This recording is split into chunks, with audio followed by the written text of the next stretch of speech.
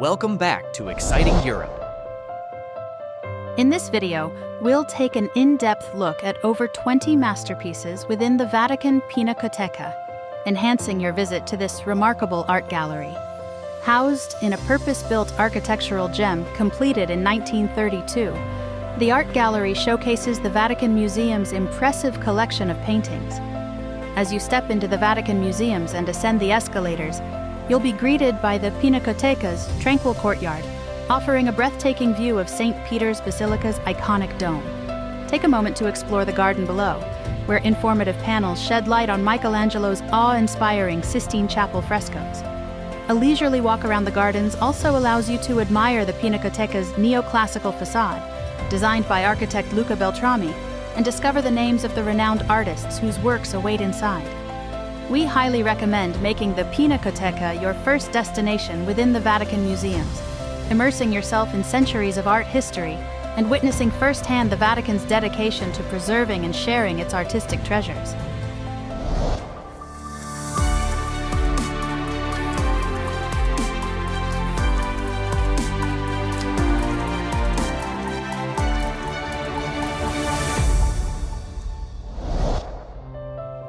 The Pinacoteca, or the Art Gallery, is one of 54 pavilions, galleries, and museums within the Vatican Museums.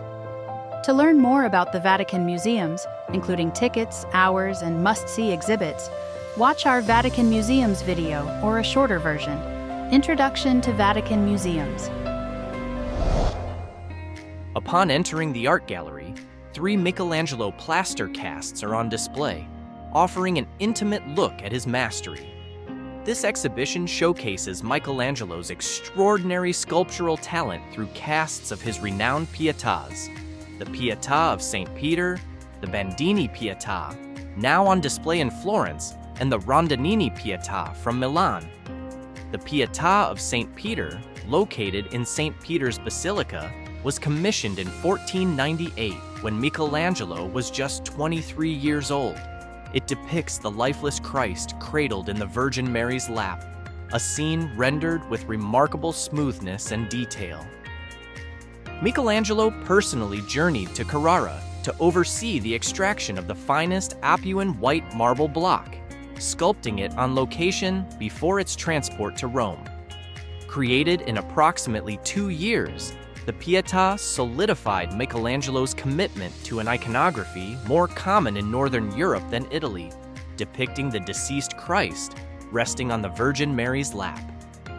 Besides being the sole work signed by Michelangelo, the sculpture stands out as one of his most polished and complete creations. Giorgio Vasari marveled at it, stating, "It is a miracle that a shapeless stone could be transformed into such perfection, a feat nature itself struggles to achieve in flesh." The Bandini Pietà, sculpted between 1547 and 1555, captures the dramatic moment when Nicodemus presents Christ's body to Mary and Mary Magdalene. Michelangelo's own likeness is believed to be reflected in Nicodemus. Notably, this Pietà remains unfinished, with some parts left in a rough state. Finally, the Rondinini Pietà, Michelangelo's last work, was left incomplete at his death in 1564. It portrays a poignant scene of the Virgin Mary supporting the elongated body of Christ. This sculpture, though unfinished, is a testament to Michelangelo's tireless creativity and unwavering dedication to his art, even in his final years. The oldest painting in the gallery is a fascinating keyhole-shaped depiction of the Last Judgment, signed by Nicolaus and Johannes, Roman painters active in the late 11th century. This unique artwork, a round tabletop with a rectangular base, originates from the Oratory of St. Gregory of Nazianzus in Rome. The Last Judgment scene unfolds in 5 overlapping phases, each accompanied by explanatory Latin text. At the top, Christ reigns amidst cherubs and angels. Below, Christ stands before an altar flanked by 2 angels and the 12 apostles. The third, more intricate phase presents 3 scenes. St. Paul leads the elect on the left, the Virgin and St. Stephen intercede for the holy innocents in the center, and 3 works of mercy, clothing the naked, visiting the imprisoned, giving drink to the thirsty, are depicted on the right.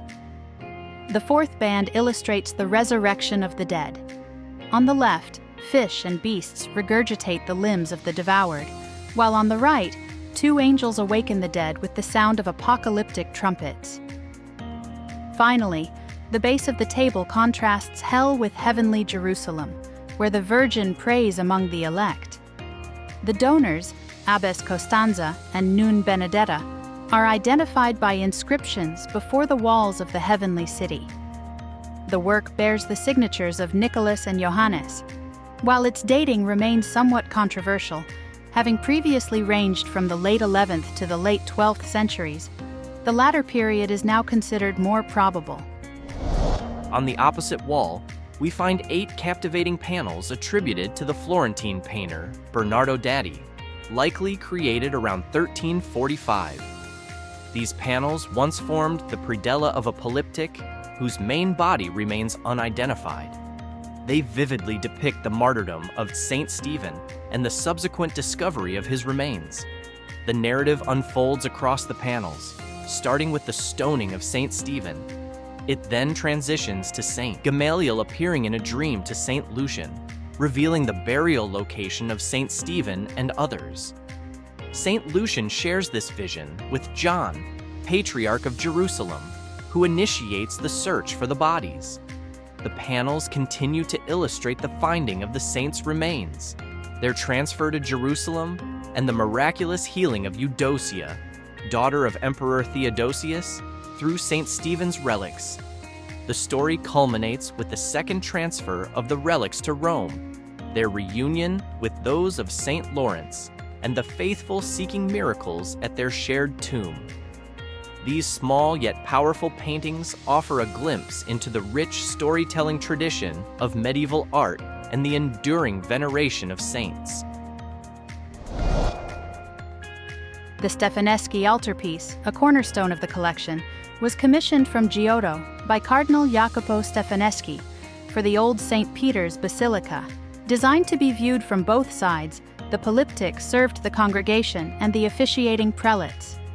One side features a central panel of St. Peter enthroned, with St. George presenting the kneeling Stefaneschi, who offers a miniature of the altarpiece itself to St. Peter.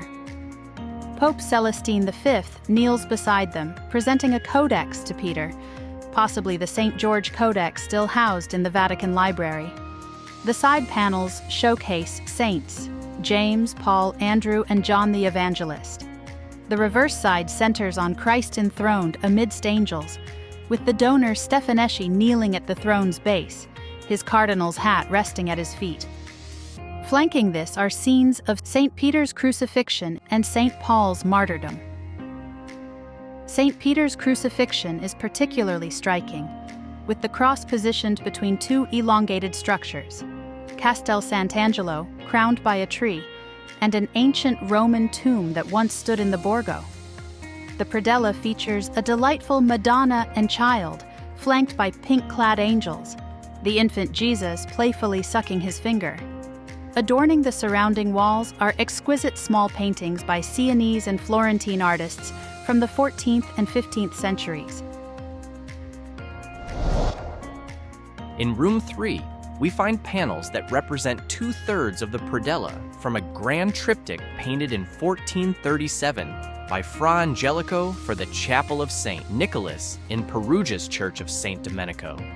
The remaining section of the altarpiece, dispersed in the 19th century, is now housed in the National Gallery of Umbria.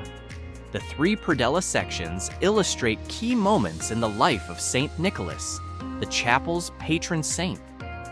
The first Vatican panel depicts 3 episodes from his youth: his birth, his vocation, and his charitable gift to 3 impoverished girls. The second panel portrays St. Nicholas's encounter with the imperial legate, his miraculous provision of grain for the city of Myra, and his intervention to save a ship from sinking.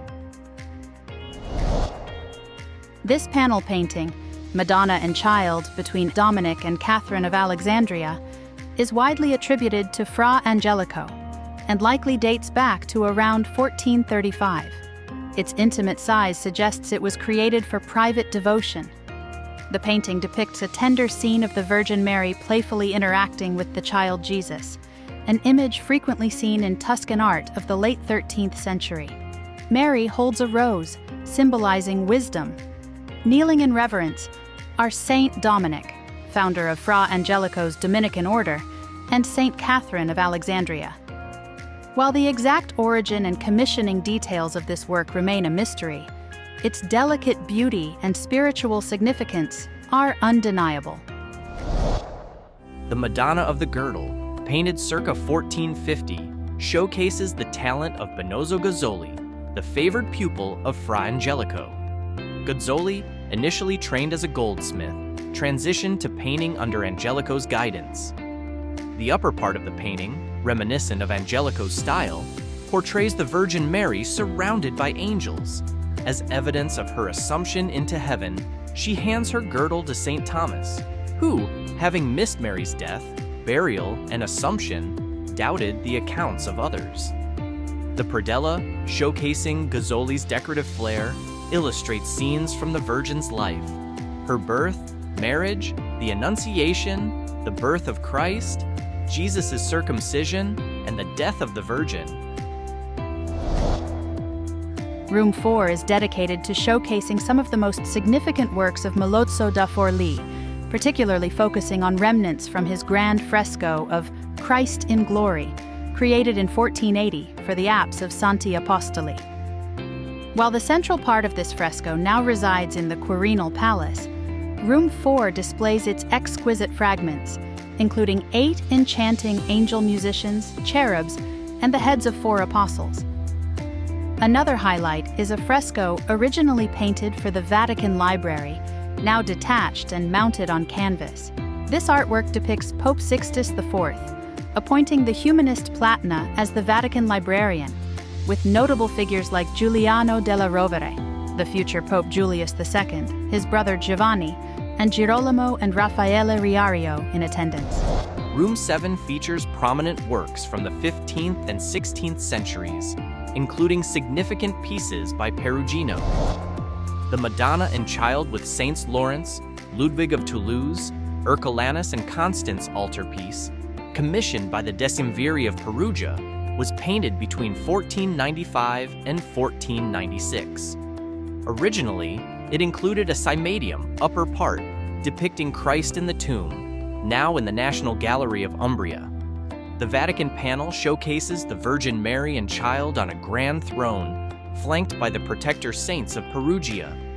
This work exemplifies Perugino's signature style: balanced composition, clear perspective, harmonious figures integrated with the landscape, and graceful figures painted with idealized beauty. These elements solidified his renown among his contemporaries. Also on display are 3 panels depicting Saint Benedict, Saint Flavia, and Saint Placidus. These were once part of the predella of a polyptych for the high altar of the Church of San Pietro in Perugia, commissioned from Perugino in 1495. The altarpiece was disassembled during church renovations in 1591. These panels depict Benedictine saints, including Saint Benedict, the founder of the order that commissioned the work, and Saint Flavia and her brother Saint Placidus, who were martyred in Messina. The figures, painted with elegant colors and meticulous detail, reflect Perugino's recurring ideal types. Getting ready for your exciting European adventure? From charming cafes to historic landmarks, your adventure is calling. But before you go, gear up. Travel adapter and portable charger are essential. A good travel guide and secure anti-theft bag will keep your trip stress-free. Shop our recommendations below and get ready to explore Europe. Room 8, the most spacious within the gallery, is dedicated to the works of Raphael. It houses 3 of his most celebrated paintings, accompanied by 2 exquisite predellas and a collection of tapestries woven from his original cartoons. The Coronation of the Virgin is a significant early work by Raphael, originally painted for the Audi Chapel in Perugia's Church of St. Francesco al Prato. After being confiscated by the French in 1797 and returned in 1815, Pope Pius VII decided to place it in the newly established Vatican Art Gallery instead of its original location. The painting is divided into two distinct sections. In the upper part, amidst a chorus of angelic musicians, Christ crowns the Virgin Mary. Below, the apostles, including St. Thomas holding the girdle gifted to him by the Virgin, gather around her empty tomb, now filled with flowers, symbolizing her assumption into heaven. This artwork, typically dated between 1502 and 1504, is often cited as the piece that most closely resembles the style of Raphael's teacher, Perugino. The predella further enhances the narrative, illustrating three scenes from Christ's infancy: the Annunciation, the Adoration of the Magi, and the Presentation in the Temple. The Madonna of Foligno was commissioned in 1511 by Sigismondo de' Conti for the high altar of Basilica of St. Mary of the Altar in Heaven in Rome. It was later moved to the Church of Santa Anna in Foligno, and after being returned from France in 1816, found its home in the Vatican Pinacoteca. The painting features Sigismondo de' Conti, a renowned humanist from Foligno, kneeling in prayer on the right. Saint Jerome, dressed as a cardinal, presents him to the Virgin Mary, who sits in glory with the child Jesus. On the left, St. John the Baptist, clad in animal skins, points towards the heavenly vision. Kneeling before them is St. Francis, the patron saint of the Franciscan order, for whose church the painting was originally intended. Sigismondo de' Conti commissioned the artwork to express his gratitude to the Virgin Mary for saving his house in Foligno from a lightning strike. This event is depicted in the background's beautiful landscape. A small angel at the center holds a blank plaque, likely meant to commemorate the Virgin's answered prayer. The painting dates back to 1511 to 1512, coinciding with Raphael's work on the Room of Heliodorus in the Vatican Palace during the papacy of Julius II. The Transfiguration, Raphael's final masterpiece, was commissioned by Cardinal Giulio de' Medici, later Pope Clement VII, for the Cathedral of San Giusto in Narbonne, France. However, following Raphael's death in 1520, the cardinal kept the painting for himself and later donated it to the Church of San Pietro in Montorio in Rome. The altarpiece depicts two consecutive episodes from the Gospel of Matthew. The upper part portrays the Transfiguration, with Christ bathed in divine light between the prophets Moses and Elijah. Below, in the foreground, the apostles encounter the possessed boy who will be miraculously healed upon Christ's return from Mount Tabor. Considered Raphael's spiritual testament, this work is praised in Giorgio Vasari's biography as the most famous, the most beautiful, and the most divine of the artist's creations. The Baglioni predella, comprising three small panels, illustrates the theological virtues of faith, hope, and charity. Winged cherubs accompany each virtue, bearing their symbols: tablets with Greek monograms referring to Christ for faith, trusting postures for hope, and a brazier with flames and a basin of coins for charity. It's believed that charity occupied the central position, flanked by hope on the left and faith on the right. These panels once formed the predella of the Baglioni altarpiece, a larger work depicting the deposition of Christ. Raphael painted the altarpiece in 1507, and it is now housed in the Galleria Borghese in Rome. The renowned Acts of the Apostles tapestries, showcased behind protective glass, were originally designed for the Sistine Chapel's lower walls. Commissioned by Pope Leo X, they were woven in Brussels, based on Raphael's 1515 to 1516 cartoons. The displayed tapestries belong to the Old School series, featuring decorative borders and base panels depicting scenes from Leo X's life. The main panels illustrate stories of the apostles, Peter, Paul, Stephen, and Barnabas.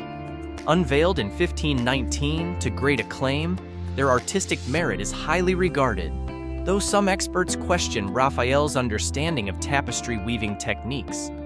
Also exhibited here is a 16th century Flemish tapestry of the Last Supper, inspired by Leonardo da Vinci's iconic Milanese fresco. Room 9 houses one of Leonardo da Vinci's lesser-known yet captivating works, his unfinished Saint Jerome. Painted around 1480, likely in Florence, it depicts the penitent saint in a shadowy desert, his pose and expression echoing Hellenistic sculpture. A magnificent lion rests at his feet, its tail merely sketched. This unfinished state reveals Leonardo's unique approach, often leaving the foreground for last. The painting's journey is intriguing.